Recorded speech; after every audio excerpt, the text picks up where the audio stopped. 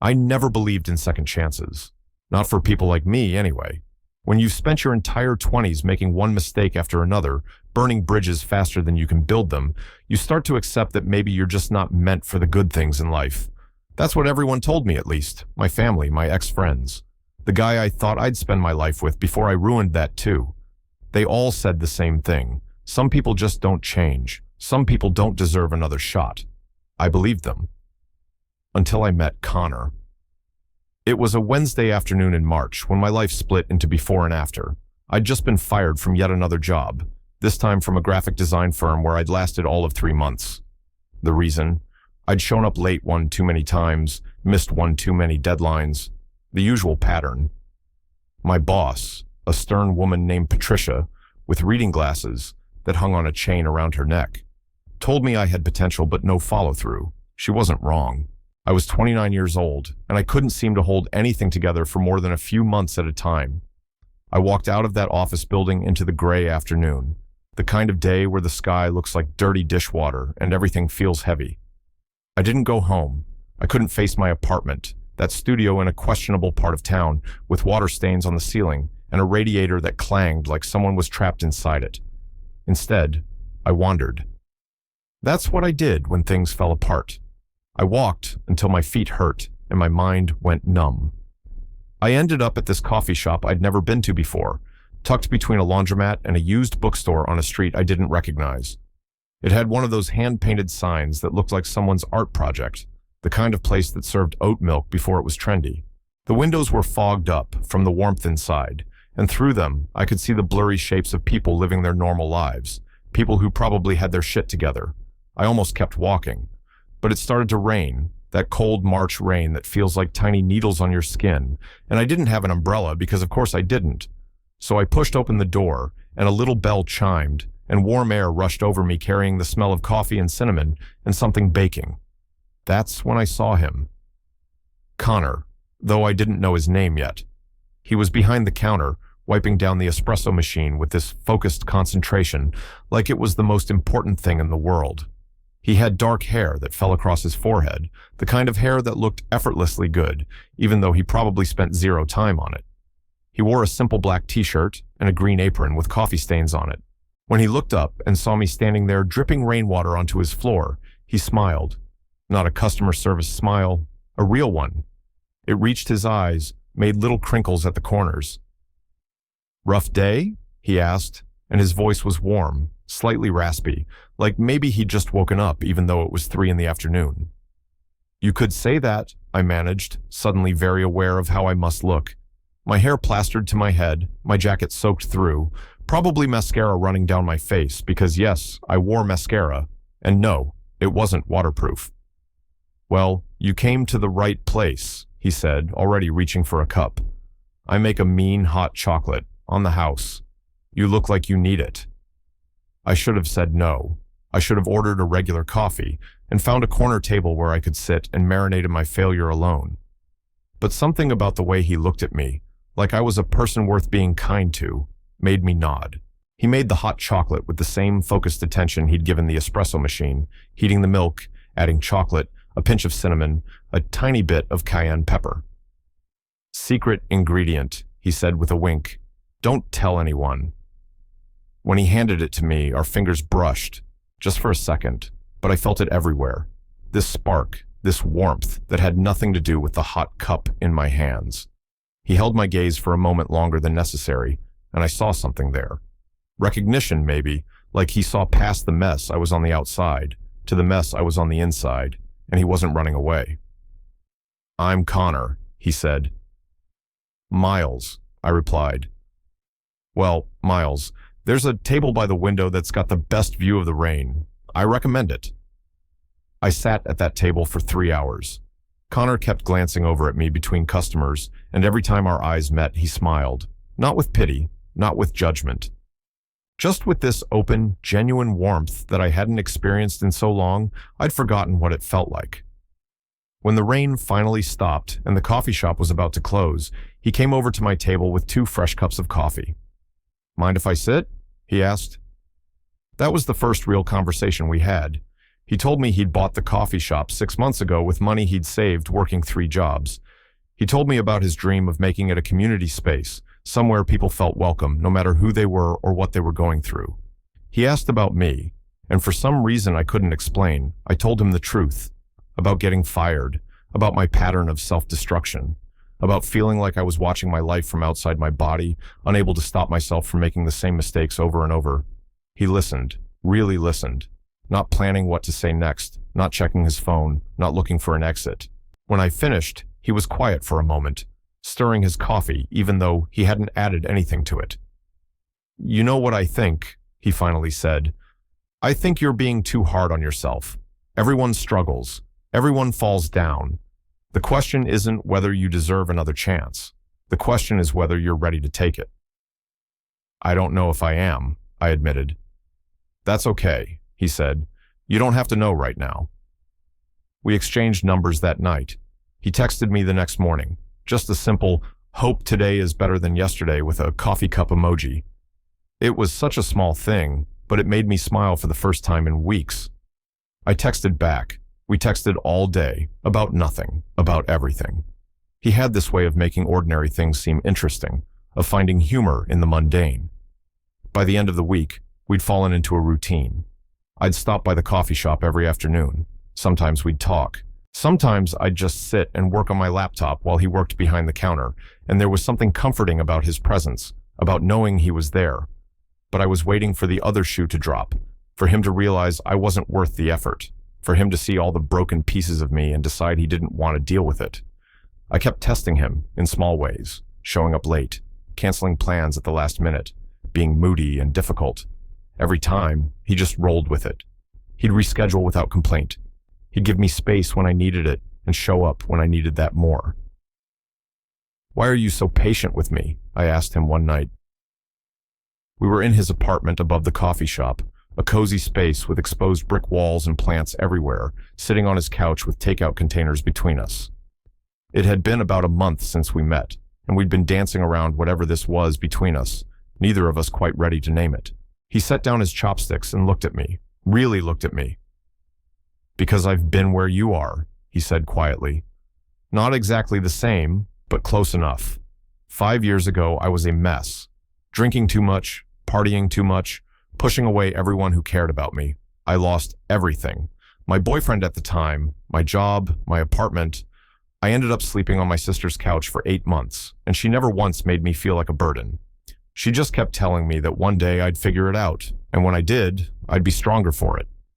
"Did you figure it out?" I asked. "Eventually. It wasn't some dramatic moment. It was a lot of small choices, day after day, to be a little bit better than I was yesterday. Some days I failed, but I kept trying. And somewhere along the way, I realized I actually liked the person I was becoming." He reached over and took my hand, lacing his fingers through mine. "I see that potential in you, Miles. I see someone who's fighting, even when you don't think you are. Someone who shows up, even when it's hard. That's not nothing. That's actually everything." I wanted to believe him. God, I wanted to believe him so badly. But that voice in my head, the one that sounded like my father, like my ex, like every person who'd given up on me, kept whispering that I'd ruin this too, that it was only a matter of time before Connor saw what everyone else saw and walked away.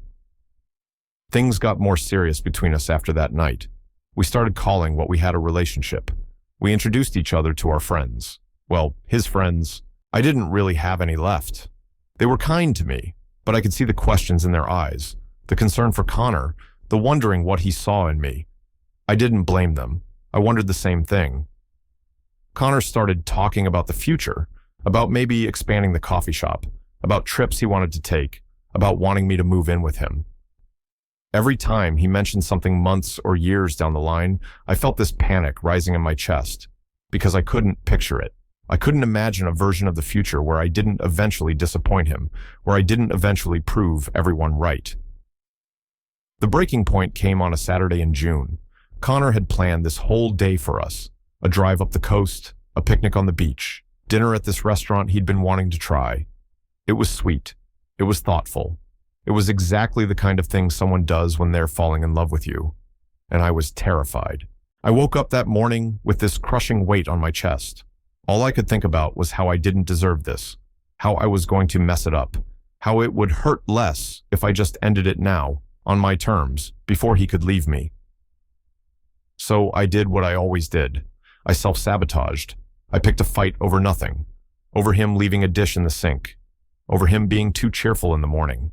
I said cruel things, things I didn't mean, things designed to push him away. And for the first time since I'd met him, Connor got angry. Not loud angry. Quiet angry, which was somehow worse. "What are you doing, Miles?" he asked, his voice tight. "Why are you trying so hard to make me give up on you?" "Because everyone does eventually," I shot back. "I'm just saving us both time." "That's bullshit," he said, and I'd never heard him swear before. "That's you being scared and taking the easy way out. You'd rather blow this up yourself than risk me doing it first. But here's the thing. I'm not going to do it first. I'm not your ex. I'm not your father. I'm not any of those people who made you feel like you weren't enough. I'm me, and I choose you. Every day, I choose you. Even when you're difficult, even when you're scared, even when you're doing exactly what you're doing right now." "Why?" I demanded, and I was crying now, ugly crying, all the pain and fear and self-loathing pouring out. "Why would you choose this? Why would you choose me?" He crossed the room and pulled me into his arms, holding me while I fell apart. "Because love isn't about choosing the easy person," he said into my hair. "It's about choosing the right person. And you're my right person, Miles. All your broken pieces, all your mistakes, all your fears.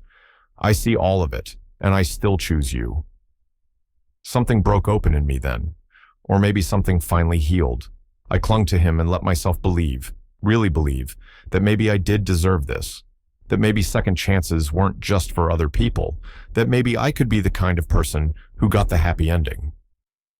We didn't go on the trip that day. Instead, we stayed in his apartment and talked. Really talked. I told him about my childhood, about my father, who never thought I was good enough, about my ex who'd left me after I'd relapsed into old patterns, about every time I'd tried to be better and failed. And Connor told me about his struggles, about the darkness he'd fought through, about the days he still had where he wondered if he was fooling everyone, including himself. "The difference," he said, "is that I learned to ask for help, to let people in.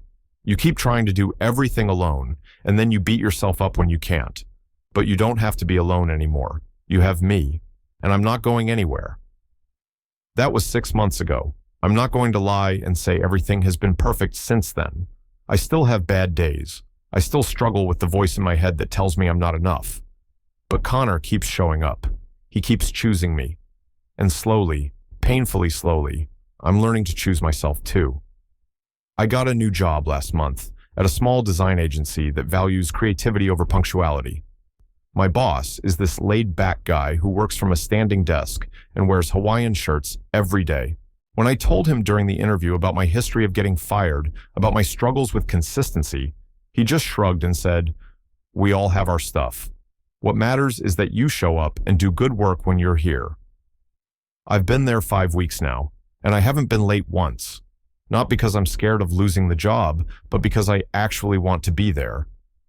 I moved in with Connor 2 weeks ago. My stuff is still in boxes, scattered around his apartment that's now our apartment. Last night, we were unpacking my books, and he found my old sketchbook, the one I'd filled in high school, before I'd decided I wasn't good enough to pursue art.